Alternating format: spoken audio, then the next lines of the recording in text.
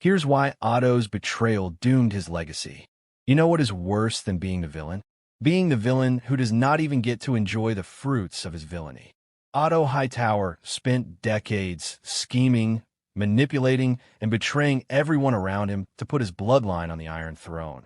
And you know what he got for all that effort? Absolutely nothing. Well, not nothing exactly.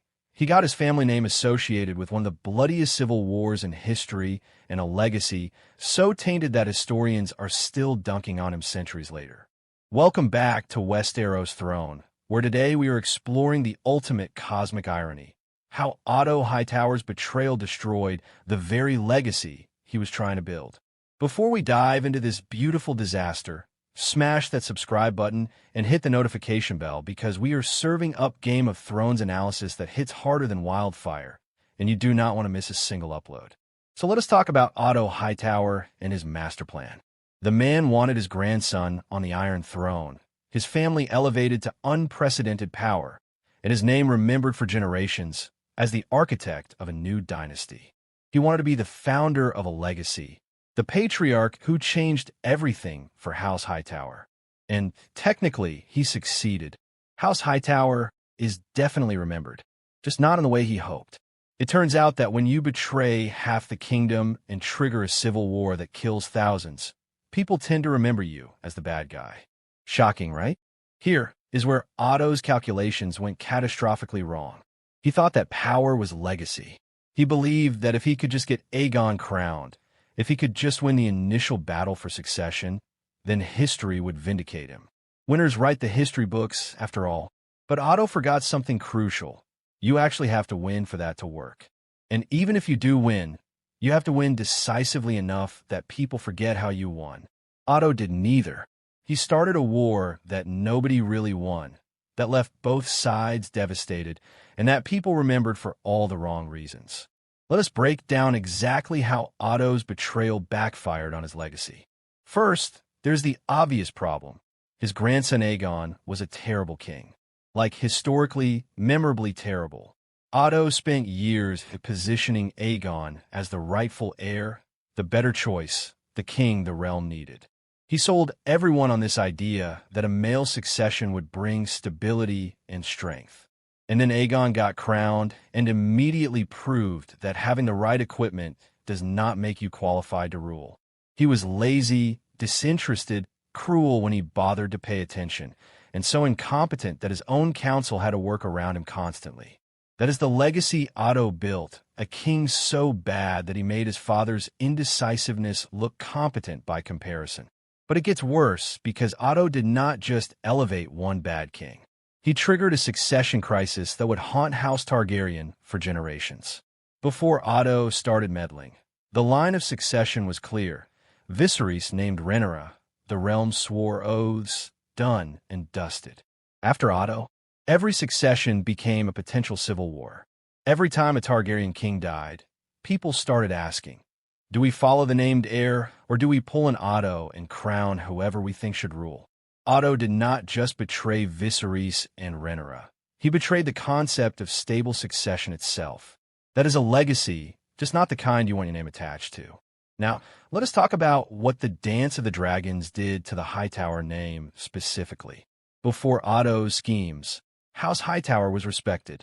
They were an old family, wealthy, connected to the Citadel and Old Town, one of the most important cities in Westeros. They had prestige without controversy. Then Otto decided that was not enough and dragged his family into a war that turned the Hightower name into a synonym for ambition, betrayal, and bloodshed. Way to go, Otto. You took a perfectly good family reputation and set it on fire, literally in some cases because, dragons. And here's the kicker. Otto's betrayal did not even secure long-term power for his family. Sure, Aegon sat the throne for a while. Sure, the Greens technically won some battles. But what did House Hightower get out of it in the end? Dead family members, a ruined reputation, and a knowledge that they had helped destroy the dragon power that made the Iron Throne worth having in the first place. Otto gambled everything on this plan, and the house did not even come out ahead. That is like mortgaging your house to buy lottery tickets and then losing the tickets. Just spectacular failure all around. But wait, let's talk about Otto's personal legacy because this is where it gets truly poetic. Otto wanted to be remembered as a great statesman, a brilliant political mind, the hand who shaped history. And he is remembered as a political mind, just not a great one. He is remembered as the guy who was so ambitious that he could not see past his own schemes. He is remembered as the father who used his daughter as a political pawn. He is remembered as the hand who betrayed his king's wishes the moment that king died. Those are not the accomplishments you want in your eulogy. Think about how historians talk about Otto in the context of the dance. He is not the hero of the story. He is not even the interesting villain like Demon who at least had style and dragons. Otto is the bureaucratic villain, the paper pusher who started a war from behind a desk.